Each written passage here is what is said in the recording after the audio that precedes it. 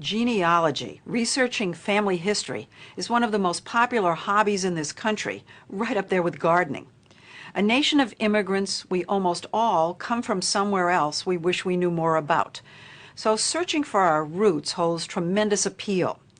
And today there's an exciting new addition to the genealogist's toolkit, genetic genealogy. It turns out that inside each one of us, within every cell of our bodies, is information about who our ancestors were, where they lived, and who we're related to today. Our DNA contains hidden stories about our past, and scientists, together with businessmen, are now offering ways to help us read them. Who am I? Why do I look the way I do? It's like discovering American history through yourself.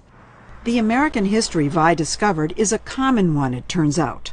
Geneticist Rick Kittles runs a company called African Ancestry that specializes in DNA testing for Black Americans. He says a full 1/3 of the men he tests find out they have a white male relative somewhere back in time. How do people who find this out react? Some black men get upset and say, look, I'm black, look at me, I'm black. And and I say, yeah, you are, but this small segment of your DNA doesn't go back to Africa but to Europe. We are a mosaic of many different ancestors. We can go back several generations and there are hundreds of people thousands of people who actually contributed to our DNA. And that's the rub. This business of genetic genealogy is fraught with limitations. For one thing, it can only provide information about a tiny fraction of our ancestry.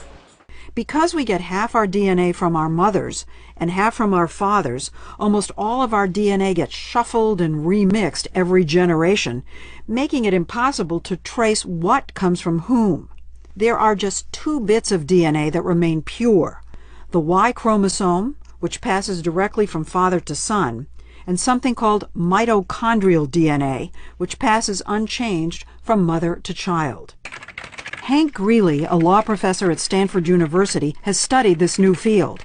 He worries that people don't realize just how many ancestors they actually have. 8 generations ago, both you and I had 256 great-great-great-great-great-great-grandparents. Wait, you're saying that if you go back 8 generations, we have 256 great-great-great-grandparents? Yes, it doubles every generation. So you've got 2 parents, you have 4 grandparents, you have 8 great-grandparents, 16 great-great-grandparents, and it adds up fast. It adds up so fast, in fact, that if you go back 20 generations, you've got over 1 million grandparents. 1,048,576 to be exact. And in each generation, DNA testing can provide information about only 2 of them. So you could be Peruvian on your mother's mother's mother's side, Japanese on your father's father's father's side, Swedish on everything else. And you'll never know. And you'll never know the Swedish from the Y chromosome or the mitochondrial DNA. Now, you've looked at several of these companies that are doing these tests. Yes. Do you think that they explain what you just explained to us?